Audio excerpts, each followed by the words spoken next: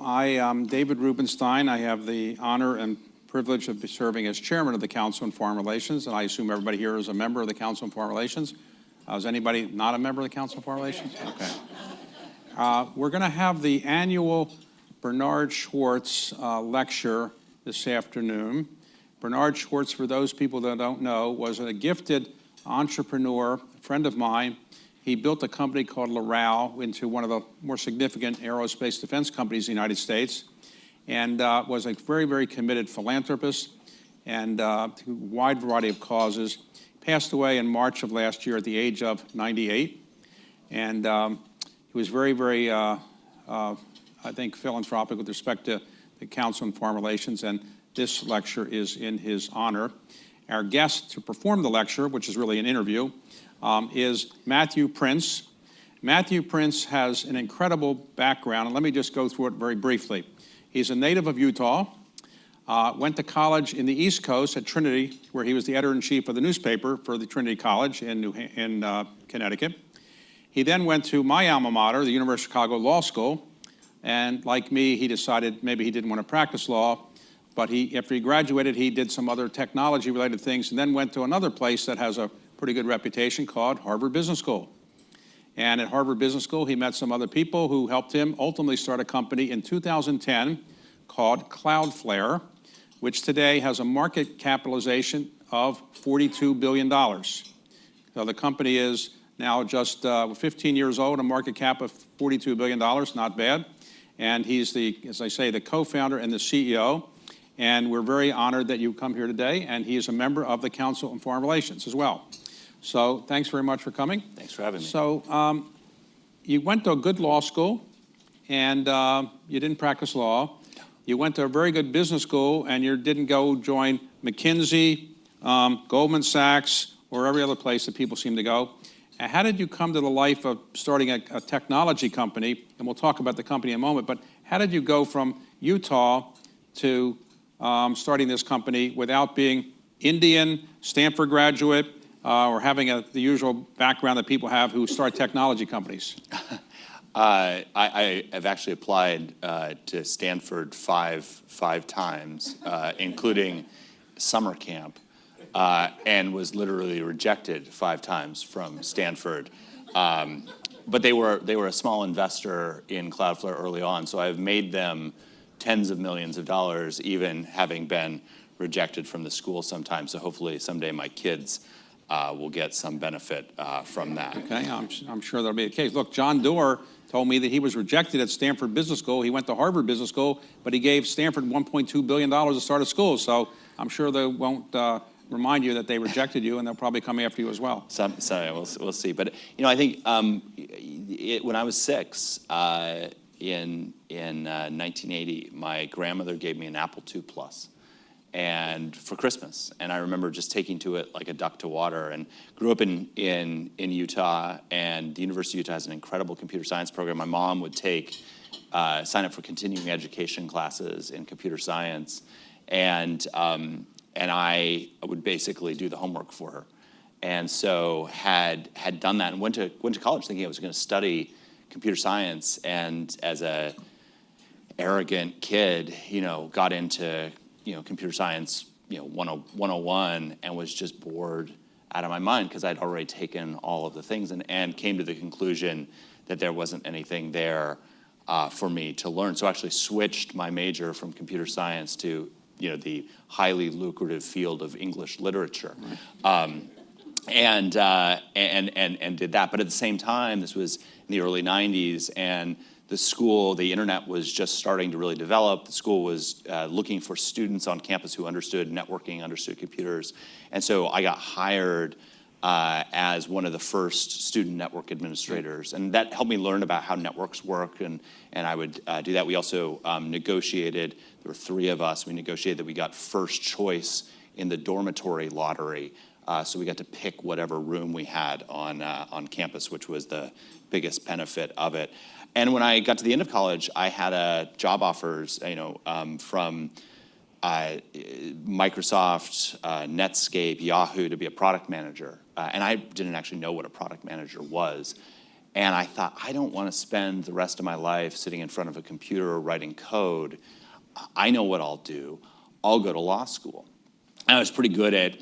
Nothing adds more to value to society than having more lawyers, right? Yes, exactly, that's right. And what I didn't understand until a few weeks into law school was that what lawyers do is not what you saw on Perry Mason, but what lawyers do is sit in front of a computer writing code, but they don't have a debugger. And it was at that same time that the internet was just taking off. It was 1997, the internet was just taking off. And I thought, wow, I made a just terrible mistake. But I'll fix it. And I thought I would actually go work as a securities lawyer. I actually interned in summer of '99 at Latham & Watkins out in San Francisco. We took 6 companies public over the summer. My plan was I was going to go help companies go public, and then I'd find one that was really great, work for maybe 6 years at the firm, and then go in-house and work for a hot, fast-growing technology company. And then went back to school, third year of law school, which is kind of a total waste of time, and was sitting around when a call from Latham came and said, hey, by the way, I don't know if you've noticed, but the whole dot-com bubble has burst. We don't need any more securities lawyers, but we have lots of room in the bankruptcy practice, and it's basically the same thing. Which I actually today kind of, that's true from a lawyer's perspective, but not from a perspective if you're going to plan to join the firm that is your client, since that firm won't exist after the bankruptcy happened. And I didn't know what to do. So I was talking to a young law professor who was there, and his brother was starting a startup that raised $6 million. They were doing a B2B insurance benefits brokerage, and they said, hey, we'll match your salary from Latham, which was what seemed like an extraordinary amount of money to me at the time, and we'll give you this thing called stock. And I was like, sure, that seems great. And in 18 months, that company blew up in a million different ways. But it was so addicting to be at a place where a group of people from what was just a blank piece of paper, created something. And I remember being really struck that, we lost the $6 million, but there was no fraud, there was nothing that was wrong. It didn't work. And the investor, no one went to jail. Like, the investors were like, oh, that sucks. If you do something else, let us know. And I remember thinking, that's interesting. That was kind of fun. And again, no one went to jail. And so then I spent a bunch of time trying to figure out, could I do that again? Well, you went to Harvard Business School, and you were a Baker Scholar, which means you're in the top 5% of your class, so you must have done pretty well at business school. When you graduated, did you then say, I'm going to start my own company? Yeah, so first of all,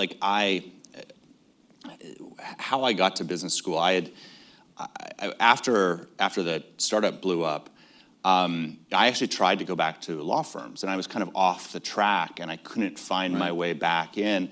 And so I tried to do a bunch of other things. I tried to actually teach in the Chicago public school system, and they said, you have a law degree, so we don't trust, the union doesn't trust that you won't do something. They literally wouldn't let me be a teacher, even though there was this massive shortage of computer science and math teachers, and I'd done well on all the exams. I taught LSAT prep courses and GMAT prep courses. I worked as a bartender for a while. And I worked at I got an adjunct professor job at a law school that is so bad that it doesn't exist anymore. And so that was, I was trying to figure anything else out, and I started a company at that time that didn't really succeed. Meanwhile, my dad had a bunch of really bad restaurants. And again, he had provided for us as for a family. We were a solidly upper middle class family, and anything that we had ever needed to do with education or anything, he'd always been an incredible provider. But he was getting older, and he called me and he said, well, nothing you're doing is working all that well. I'm getting older. I've got this series of bad restaurants, and when I say bad, he owned the only Hooters in Utah. So pretty bad. And I remember him saying, I need you to come take over the family business. And I was like, well, what about my younger sister? And he's like, she's a fashion designer. That's not going to work. You know what I mean? And I remember sitting in my apartment in Chicago and starting on a second bottle of wine, thinking, what am I going to do? Because I really don't want to run my father's Hooters. And I thought, I know what I'll do. I'll apply to business school. So I applied to 8 business schools, ended up getting rejected from 7 of them, including Stanford. Got into HBS, called my dad and said, hey, I can't run the Hooters because I've got to go to business school. He's like, that's a great idea. Went off there, and I spent that entire 2 years trying to find anything else that I could do. And Cloudflare had to succeed because otherwise I'd be the general manager of my father's Hooters. So is that still around? No. Okay. So And even though he's made more money off of being a small shareholder in Cloudflare than he ever did in the restaurants, he's still a little bit resentful. So for those people like me who are not technology aficionados, I'm what I call a last adopter. I would still be using a BlackBerry if I could find the parts for it. What does Cloudflare actually do? At a very, very, very simple level, Cloudflare makes the internet faster and protects it from bad guys. That's what Cloudflare does. We, at a slightly more detailed level, in the 1960s, 70s, 80s, when the original internet protocols were being laid down, they never thought about things like, how do we make this more secure? How do we make this, more efficient? How do we make sure that no matter what, anywhere in the world, it's going to be incredibly reliable? How do we actually make sure that it's going to be as performant, as fast as possible? Those were all kind of afterthoughts. It was kind of like, let's just get this done, see if the science experiment works. And as a result, we have all of these holes, especially around security, but also around performance and reliability and just cost. It's way too, it's amazing that we've gotten 6 billion people connected to the internet today, but to get those last 2 billion people connected, we're going to have to actually drive the costs of that connectivity way down. And those were just not really thought about in the original protocols. And so what Cloudflare is doing is we run a giant network that is essentially an overlay on top of the internet, and we solve those problems. And whether that's adding security, making sure that we stay in front of things like as quantum computing is coming online, how do we make sure that encryption standards keep up with the new technology which is coming? That's what we are doing every single day. How many employees do you have? About 4,500. And most of them are technology geeks who can program, do coding and other things. Is that what they are? Yeah, I mean, you wouldn't hire anybody like you, would you? We hired a lot of people like me, but I would have a very hard time getting a job at Cloudflare today. So explain this to me. I'm not a technology expert, but some of my people are always coming to me saying, you've got to make your computer secure, make sure nobody's eavesdropping and so forth. Who are the people that are trying to get into my computer? Are they people that are just trying to have fun and just see if they can get into it? Are they people from Korea or Iran who just want to cause problems for my business? Are they people that are trying from foreign governments to kind of get some secret information? Who are the people that do, or the ransomware people? Yeah. Who are the people that are the most active and most sophisticated in breaking the computers like mine or anybody else's here? So the answer for you is probably all of the above. In terms of that. In terms of kind of from least sophisticated to most sophisticated, constantly there are systems online that are scanning around to anything connected to the internet, looking for anything which is not particularly secure in order to be able to take that thing over. And the reason that happens is nothing personal. It's not about you in that particular case.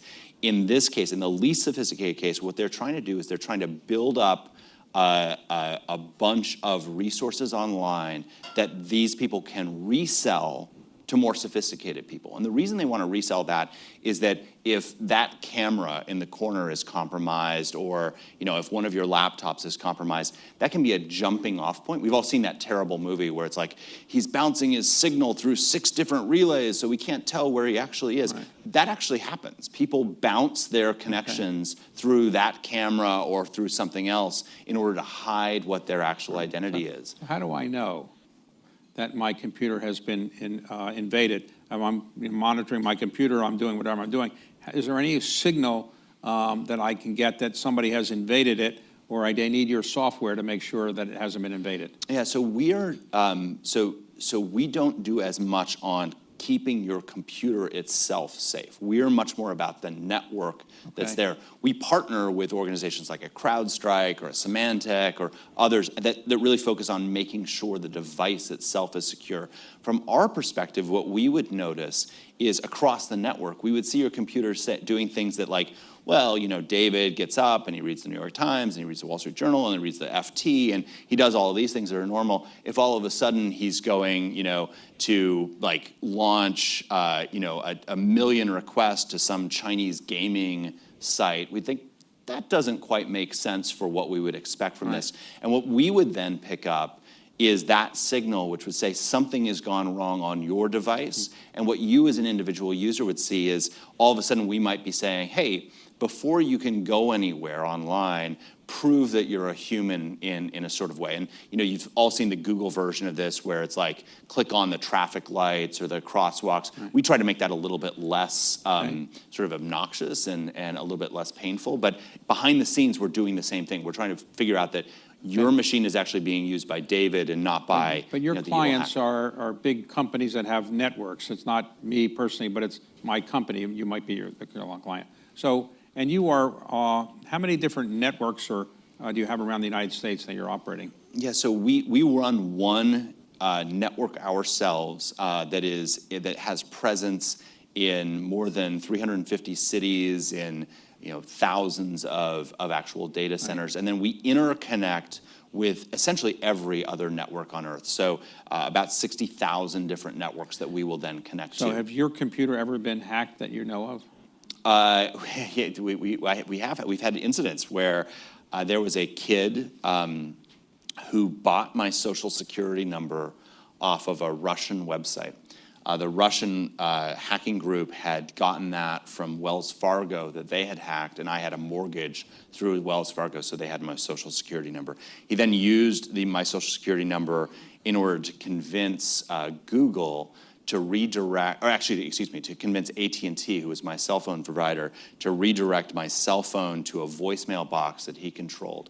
Once he had control of that, he initiated a password reset on my personal Gmail, which Google then called that, got the voicemail box, and he walked basically the Google agent through resetting it. He was then in my personal email. He used that to privilege escalate using a zero-day vulnerability in Google's corporate email system to get into our corporate email. From that, I was an administrator on that. He then got into one of our administrators' email accounts, and then went in and redirected one of our customers to a website that he controlled. It was a 15-year-old kid. This was both sophisticated, but also just a kid screwing around. He could have redirected the Central Bank of Brazil or the FBI or a number of things. He instead went after a site called 4chan, which is basically just a bunch of miscreants doing miscreant things. So what happened to this person? He was 15. Now he's a member of Congress or something? No, stranger still, last I heard, he is now a professional male model. Okay. Which, I mean, all right, not the end of the story I would have predicted. Okay, so let me ask you today, I used to read about ransomware a lot. People were calling up, often from Russia, or they were getting into somebody's system, and they say, we promise we won't disclose this information if you pay us X million dollars. Right. And a lot of people paid, and a lot of people who did pay didn't seem to have the information made public, so this system continued. But I don't read much about it anymore. Is that because people don't want to talk about it, or is ransomware going away?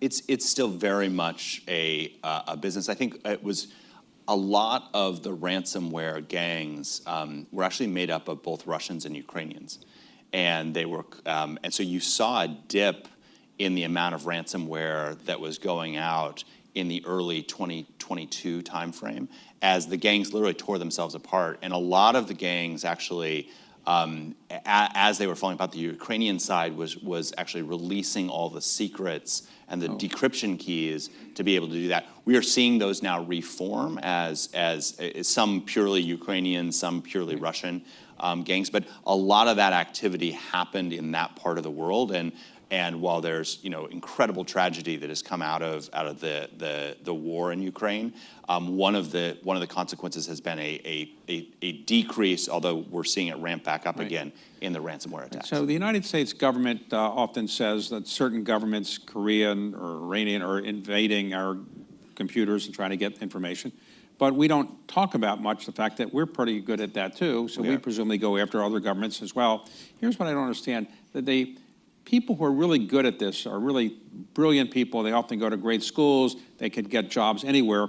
How does the U.S. government at NSA or CIA get people who are paid government salaries where they could go to Google and get, or Cloudflare and get salaries here? How does the government hold on to these people who have the technical skills necessary to do the kind of stuff, but they're commercially more valuable than they're going to be paid at the CIA or NSA? Is that a problem or not?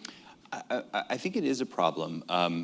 I think, though, that what I've found, and has surprised me, honestly, is because there's a lot of the developers who work for Cloudflare could probably make a lot more working for Carlyle. And yet they stay at Cloudflare, and the question is why. And I think it's the same question of why do they stay in the U.S. government and not go to Cloudflare or to Google or to anyone else. And at business school, there were professors, like leadership professors, would say, mission matters. And I remember thinking, that's total BS.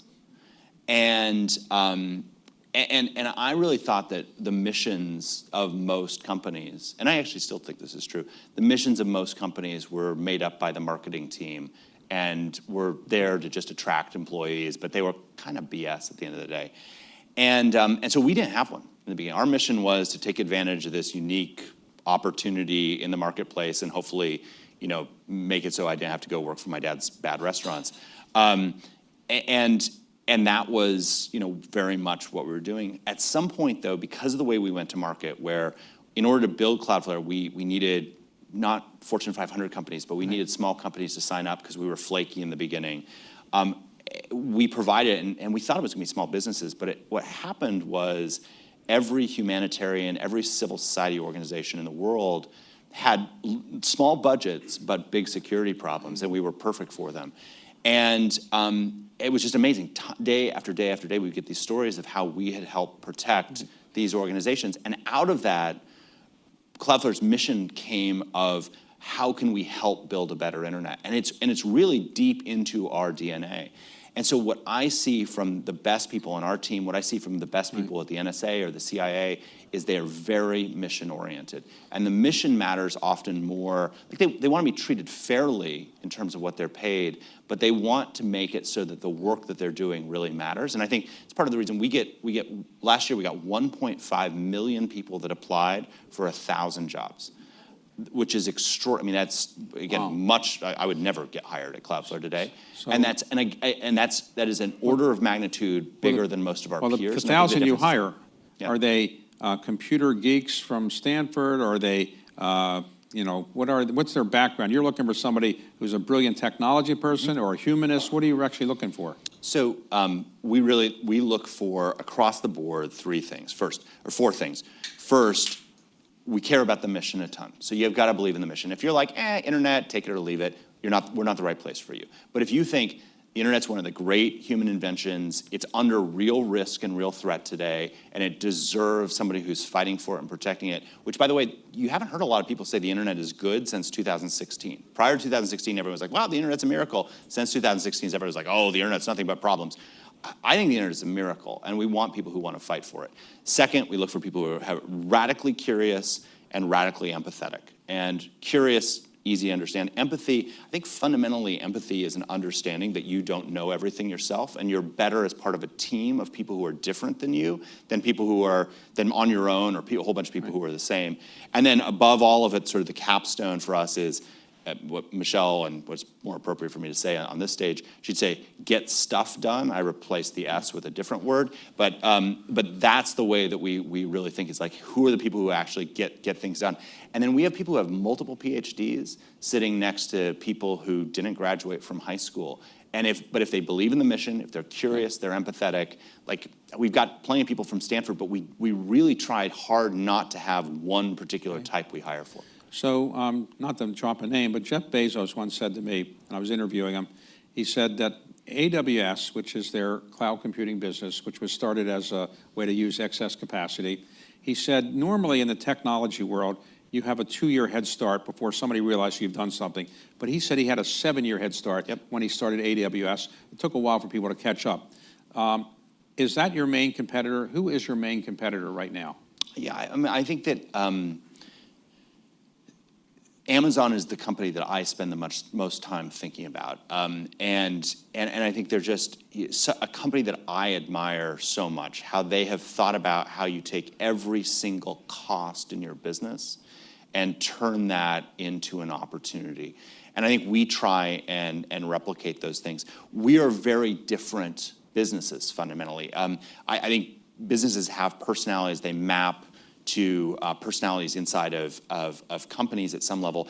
Amazon is very much, if you've worked in technology, those of you who are in the room, if you've worked with a DBA, a database administrator, Amazon is fundamentally, as a business, like a DBA. They want all the data to be inside of that, and the database is the center of everything, and they're trying to hoard as much data as possible. What they do around networking is just to service getting data into the database.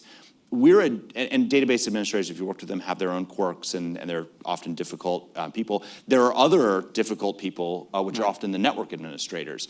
We are much more like a network administrator. We see the data as something that we're about moving across it. And yes, the database might be one of the destinations, but it's different. As a result of that, our priorities are different. Amazon is better at databases than we are. We're better at networks than they are. And I think while we compete kind of at the margins, and definitely the company that we compete with the most, I think there's a role for both of us to play. So tell me why I shouldn't dislike you. You're very successful. You're very wealthy. You're happily married. You have 2 little kids. Your parents are alive. You've got all the money you could possibly spend. Why shouldn't I be upset that somebody is so successful compared to me? So why? I mean, do you ever realize how lucky you are, and how are you going to top what you've done in your first 50 years?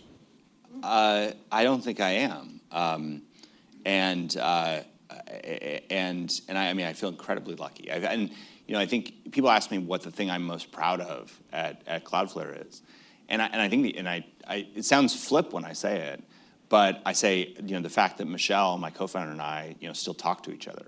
Because that's such an incredible privilege. And having built companies, there can be these incredible tensions between the people who start it. And you hear about how these things all break apart. And the fact that we, I think, are closer today and more excited to work with each other today than ever before is, I think, just an incredible privilege. So where did you get the name Cloudflare? Did that come you right in the middle of the night? Or do you have a name consultant, or how did that come about? I was dating a woman who was a PhD in English literature, writing her thesis on Shakespeare. And we were riffing on a firewall in the cloud. And she said, "What about Cloudflare?" And I looked it up, and the domain wasn't registered. What I didn't realize is that in English, saying cla and fla next to each other is really hard. So everyone mispronounces us as Cloudflare. For a long time, we didn't register that domain. It took us a long time to get that. Did she get a royalty for this name, or no? She should have negotiated better, but all she asked for was swag for life. So she has a lot of Cloudflare t-shirts. Okay. So what is your ambition now? You're in your early 50s. You're very successful, unlimited amount of money relative to everybody else in the country, except for maybe Elon Musk. And you've got a great company. It's doing well. What more do you want to accomplish with your life? Do you want to go into government? Would you like to run for office, be a cabinet officer, just be a full-time philanthropist? What do you really want to do in the next half of your life? Well, the first thing is, I think we've still got a lot to do at Cloudflare. The internet is a miracle, but it's not inevitable. There is no institution in the world that is more globalist than the internet, and it's not a popular time to be globalist. And so around the world, the internet is very much at risk. For a long time, there were 2 models of internet governance. There was the US model that almost everyone followed, which was kind of everyone connects to everything, and we regulated a little bit, but fairly lightly. And then there was a Chinese model, which was fully, in order to be online, it has to be permission-based. And for a long time, the Chinese model didn't make sense to me, and someone finally said, it's like the FCC. You have to have a license to put up a radio station. In China, you have to have a license to put up a website. And you have a certain set of rules that are part of that, some of which are technical, some of which are political. And in China, the rules are things like you can't advocate overthrowing the government, which, again, as a US citizen, I'm like, well, that's absurd. And the Chinese people were like, but you put up a radio site and there are 7 words you can't say online. That's absurd too. Ours is at least a little bit less absurd. I'm like, yeah, it's kind of true. But those were the 2 models, and the world flocked to the US. Starting with Snowden, following up with a lot of what happened in 2016, around the world, not just in the US, because that mode switched. And the world is looking for a different model to how to govern. And in Iran, in Russia, in Turkey, to a lesser extent or a different extent in India, to a lesser and different extent in Brazil, people are now saying, well, maybe that Chinese model is more of what we should follow. Maybe we should try and build that that's out there. And for a long time, I always thought of Cloudflare as sort of the plucky little brother with 5 big brothers. And we could kind of pick a fight, and then they would help us finish it. And those 5 big brothers were Google, Microsoft, Amazon, Apple, Facebook, Meta. And regardless of what you think of those companies have been the defenders of the internet. And we, about a year and a half ago, we and Google were sued in France over a product that we give away for free, which is a DNS resolver product. For those of you who are technical, we have a product called 1.1.1.1, which is an IP address, and it helps make sure that everything you do online is a little bit faster. And again, we just give it away for free to consumers. And we were sued in a French court, and the French court basically said, we're going to make a list of websites, and if we put a website on that list, you have 24 hours to block it, and if you don't block it, you're going to face a fine. Block it globally. And again, these aren't even customers of ours. These are just things that get blocked. Google lost the case as well. They have a similar service called 8.8.8.8. For 1.1.1.1, we do about 1 trillion, actually 2 trillion now, inquiries, requests to this service every single day. But Google does 20 trillion. So we're still much younger brother. What's terrifying about that to me in the first order is that this is a French court in a small county in France that has said that they have the right to decide what can and cannot be on the internet globally.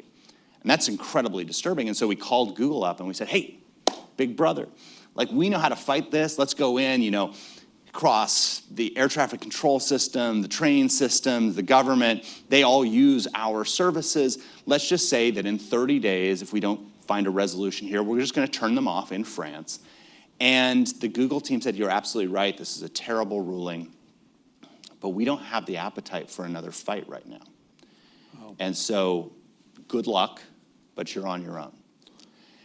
And we hear something similar from Apple, and we hear something similar from Facebook, Meta, and we hear something similar from Microsoft and Amazon. And I think that it's a little bit like the Lilliputians, that they've gotten kind of pulled down, these internet giants, by all of the different nicks and cuts of regulation around the world. And again, that might be right. That might be fair. They may have made mistakes that they should be punished for, but the consequence is that no one is standing up for the internet today.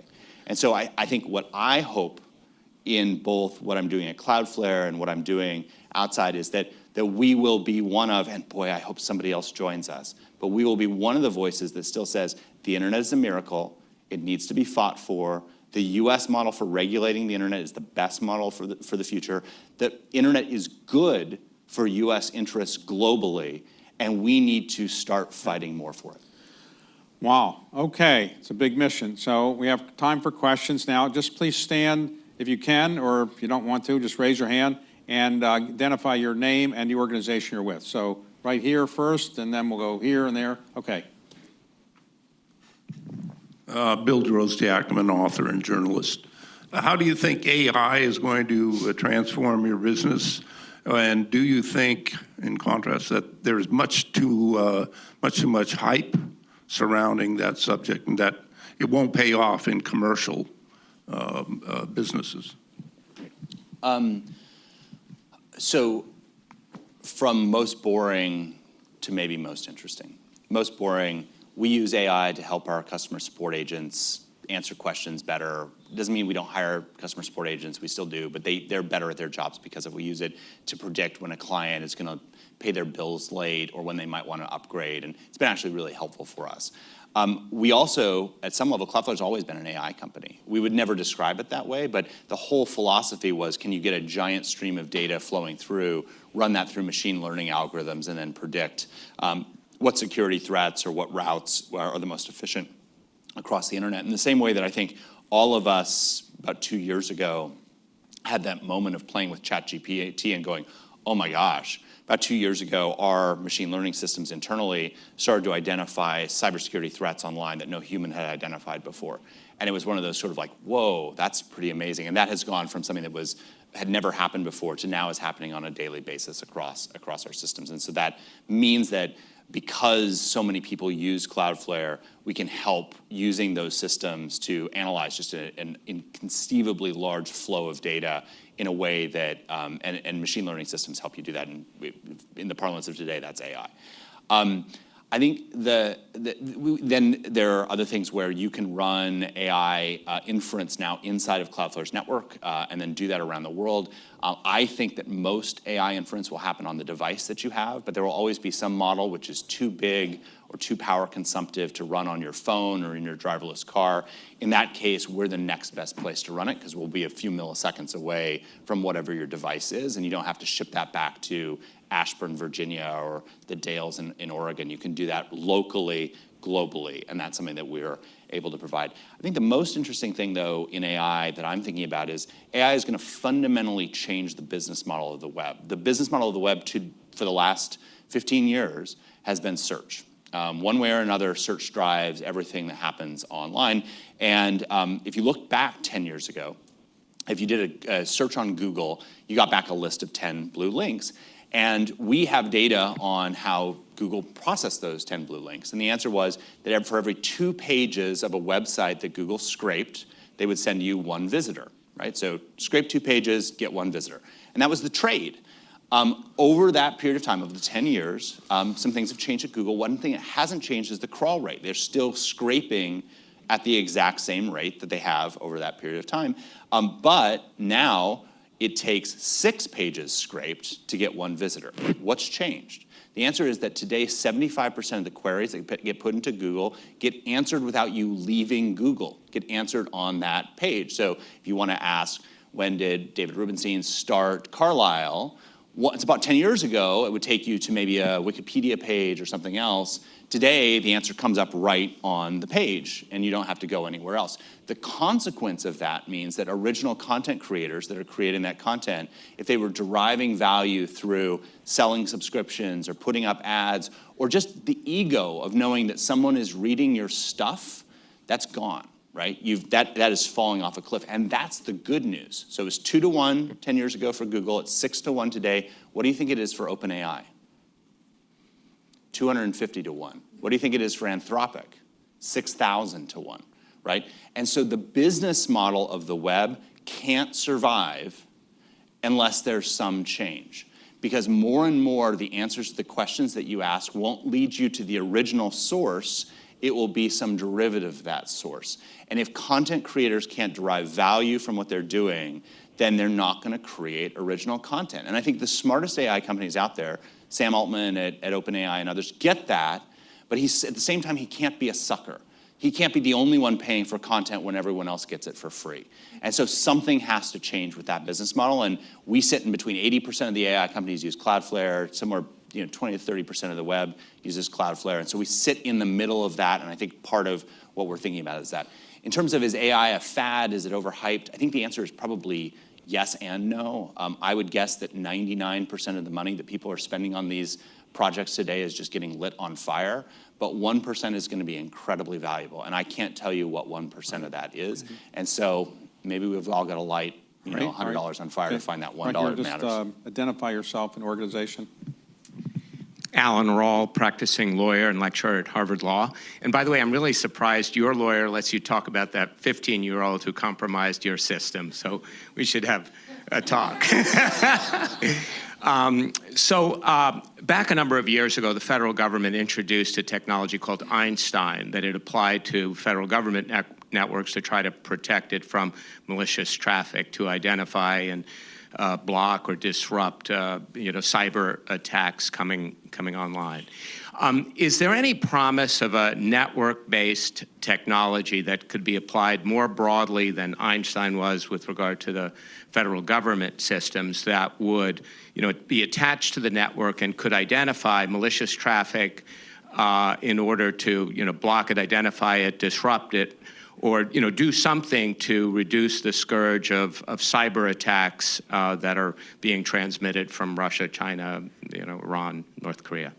So let me answer the first question quickly, or the question you asked quickly, and then actually talk about the first thing you said, which is more interesting. I mean, the answer is Cloudflare. I mean, that's what we do, is we do that. And we work with DHS and a number of federal agencies to do that as well. We don't have as cute a name as Einstein, but that's fine. Your first question, though, is actually the more interesting one, which is why did our lawyers let us talk about hacking events? I think what the most valuable thing about me having gone to the University of Chicago Law School is that I can push back when lawyers get overly conservative.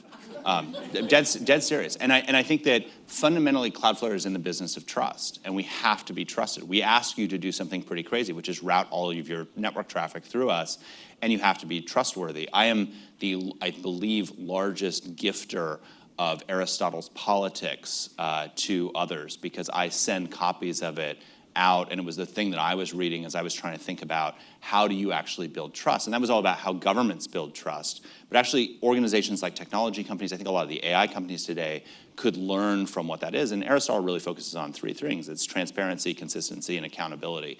And so we try to be just radically transparent. When we have a mistake, we outline every single aspect of what went wrong. And it's uncomfortable. And it feels very, very embarrassing.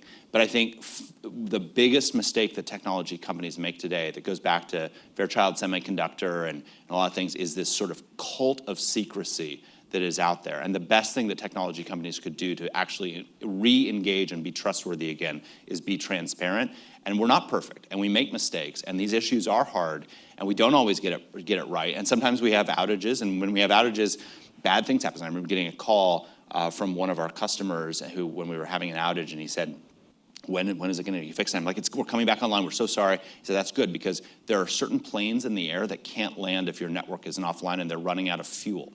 So we take this super seriously, but we also think that we have to be incredibly trustworthy, and trustworthy requires transparency, even when it makes the lawyers uncomfortable. Okay, so we have one more, any question here? Okay, one more question here, then over here. Next, yep, one more question here, then there. Okay, go ahead. Thank you, Galen Hines-Pierce with the Minerva Fund. And my question is, just could you speak a little bit about the space internet constellation race? You were talking about the fracturing of the internet with terrestrial internet. How and if that's intersecting with some of the things you're seeing and thinking about keeping the internet open, free, and global? Yeah, I mean, it's so we have a. We know the SpaceX team pretty well. We know the Blue Origin team well.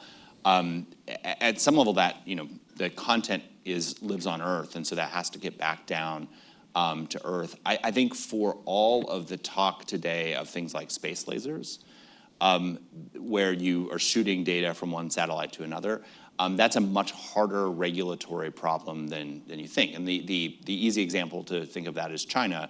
That is an incredible threat to China's ability to run the internet the way they want. And so for the most part, all of these constellations, the traffic goes up and then it trombones back down in country. There are certain countries that are allowing you to actually cross borders, but even if you don't go to the extreme of China, if you look at places like Africa, the largest source of tax collection is from telecommunications tax.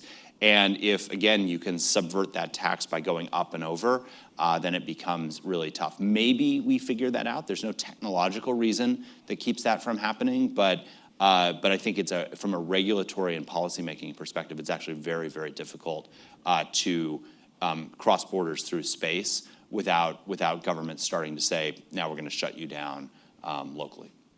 Okay, right here. Just identify yourself and your organization. I'm Paula Stern. I guess I'll identify myself with the organization that is prompting my question. Originally set up 20 years ago by the National Science Foundation, then called the National Center for Women and Information Technology, NCWIT. The word women has gotten to be an unpopular term around here in the last couple of months. My question, therefore, we call ourselves NCWIT. I'm interested in your observation and your thinking on what difference it makes in the workforce in which you have been so successful that there are so few women participating. The numbers, the statistics in computing science, for example, just graduating, is still at the same ratio that it was 20 years ago, 21 years ago when we got started. Does it make a difference? And I'm interested in your general workforce issues as well with regard to immigration matters that are permeating the topics here in Washington. Sure. And thank you. So before Cloudflare, I started a company called Unspam Technologies, and I started it with two other people who had gone to junior high school together. In fact, we had lockers next to each other in junior high school. We were all the same age. We'd all grown up in basically within 3 blocks of each other. We were all white guys. We were all within about 2 inches of each other's height. We'd all basically studied we were all geeky, wonky nerds, basically. And studied some combination of computer science and humanities and law.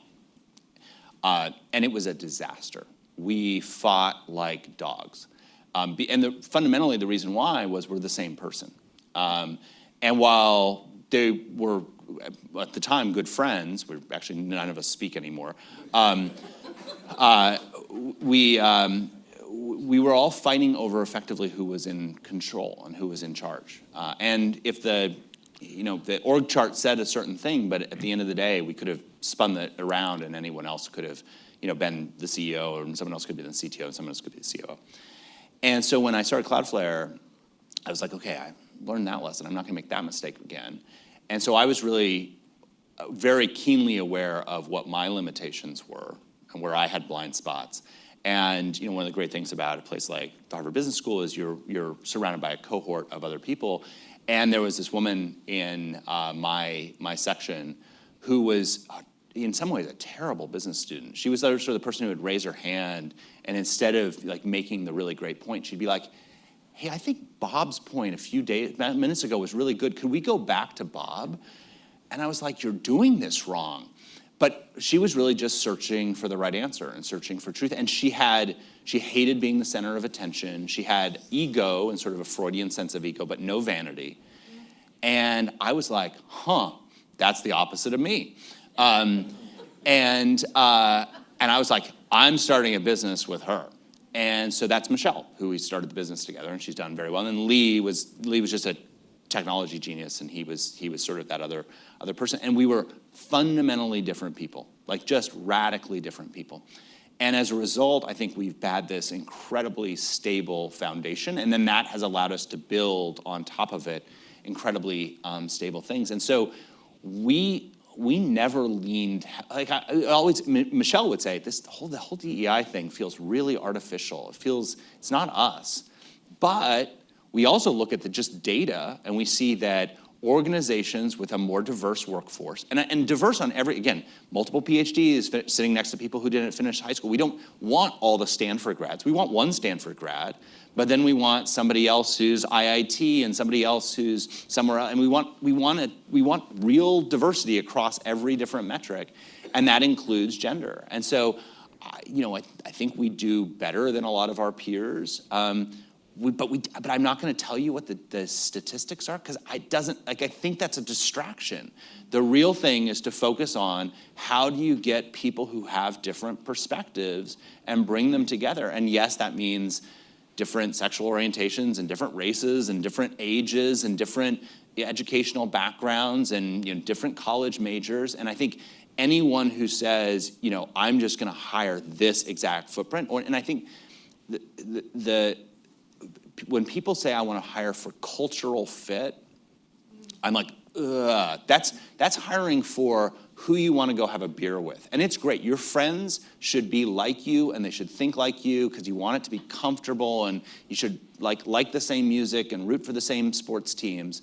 But the people who you work with should challenge you and be different from you, and you probably shouldn't want to have a beer with them. So in that regard, Yeah. the zeitgeist of the era in Washington today is no focus on diversity because it's inappropriate. Has that changed your view on hiring people of diverse backgrounds, or it hasn't affected at all? We focus on winning.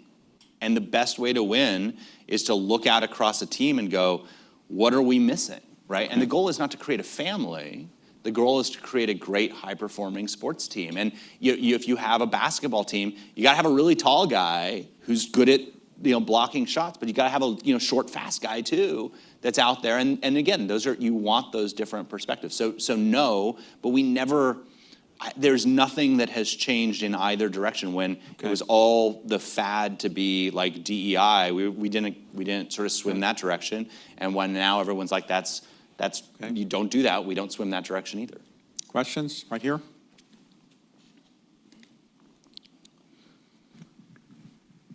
Hi, thank you so much. Martina Vandenberg with the Human Trafficking Legal Center here in Washington, D.C. And you have said that the internet is a miracle, but it's also a place of massive amounts of fraud. And I'm wondering what role your company plays in cooperating with law enforcement, for example, on the pig butchering scam centers in Asia, where people are trafficked into forced labor to scam people all over the globe, including the United States. Yeah, we have incredibly close relationships with law enforcement around the world. We work with legitimate law enforcement wherever we can. We've won awards from the FBI and others in terms of how we have helped them. I think we also need to make sure that there is some rule of law, there is some process that's there, because increasingly you're seeing places where that rule of law isn't necessarily being followed, and people want to co-opt our network in order to do things that I think would make us very uncomfortable. But we're a law-abiding organization. We operate in a lot of places around the world. We have to follow the law in all of those places. I don't know exactly what we're doing on pig butchering scams. I'm not an expert in those things, but again, if it's something that law enforcement is working on, then we make it very easy and have invested in the legal compliance and policy team heavily. Let me ask you, there was a company in Israel that developed a technology, which I guess is outlawed in many places now, where you can tap into somebody's phone and you can hear exactly what they're hearing and get everything that's on their iPhone. And I think many countries didn't allow this technology, and I think even Israel, it's not allowed unless we have government permission. Does your company help prevent that kind of thing from happening? If I have an iPhone or whatever kind of phone I have, if I give it to you, can you tell me whether somebody's tapping into it or listening to it or infecting it? So we are not. We would be able to potentially see indicia across the network of your phone is doing something that we wouldn't expect, but we don't run the software which is on your phone. And in the case of an iPhone, Apple makes it actually really difficult for anyone else to run software that can run that low. On the other hand, Apple is world class at protecting their software. And if you look at what is the cost of a vulnerability that somebody finds, some sort of an exploit that is able to infect an iPhone is the most expensive vulnerability that you can buy on these markets. But there are a number of these the malware that you're describing, I think, is a piece of malware called Pegasus that was used to infect even a lot of reporters' phones, and it is a very murky area because the companies that build these say that they only sell them to legitimate rule-abiding governments, but they keep finding their way into other. You have to worry about this. You're the leading company in the world doing this. If somebody wanted to embarrass you, they would infect your system And if your system became infected and people knew it, people would say, well, if these are people who are the best in protecting, they can't protect their own system, maybe they're not so good. Do you ever worry about that? Oh, we worry about it all the time. And I think and again, I gave you an example of a time that happened. I think the key, though, is just being very transparent. Every single company out there, makes mistakes. And the key is not, you should work as hard as possible not to make mistakes. But when you do, you need to be just as transparent as possible. And what I'm proud of is that when CrowdStrike had their massive outage about a year ago, they called us and said, we need help being more transparent in how we describe it, and really followed our advice. And I think they actually have, not only really rebuilt trust, but if you look at, their market cap, they're twice as big as they were when that outage happened. Right, all the way in the back. You stand up and get a mic. Hi, thanks. Jason Pielmeyer with the Global Network Initiative. You spoke about the kind of the internet that we take for granted, and a lot of that internet runs on protocols and standards that were developed early on, and there have been successive waves of efforts by governments over time to try and sort of reformulate that underlying set of agreements and protocols. We're coming up on a pretty critical juncture this year. Something called the World Summit on the Information Society will have its 20-year review. And that is going to be another opportunity for this recurring debate about whether the internet should continue to be sort of multi-stakeholder and bottom-up, driven by the technologists and the companies and the civil society that has sort of built it into this, pluralistic space that it is.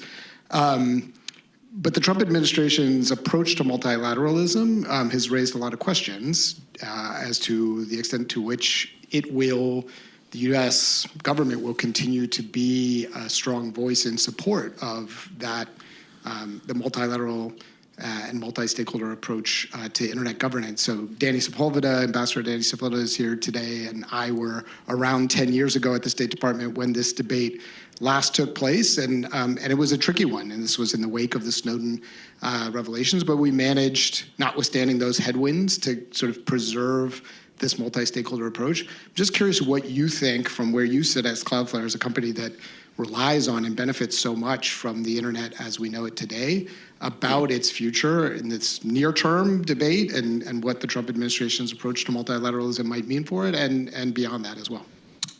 So I can't speak to what the Trump administration's approach will be. I will say that we very much believe in the multi-stakeholder bottoms-up governance of the internet, and are quite concerned about efforts by the ITU or others to say that they should be the governing body. I think that the parties that have historically pushed for this have been Russia and China, and maybe the good news right now is that at least in Europe, Russia is more distrusted than they were 10 years ago, and so I think that may help in these conversations.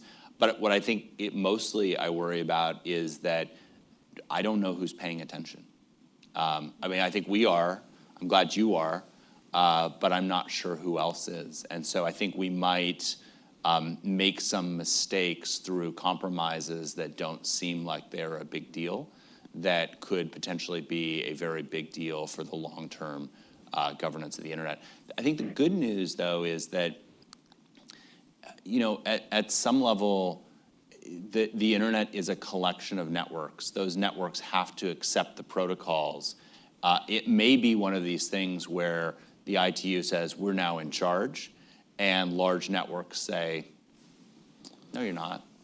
And so I'm not quite sure. I think that's a little bit the safety valve. On the other hand, is the internet itself is a bottoms-up governed, multi-stakeholder organization, and so just because the ITU says, oh, now we get to designate these things, I'm not. I think we'll see how that plays out. It is crazy at some level, some of these things that still persist. The fact that the University of Maryland runs one of 13 of the core root servers, why the University of Maryland? I mean, because they do.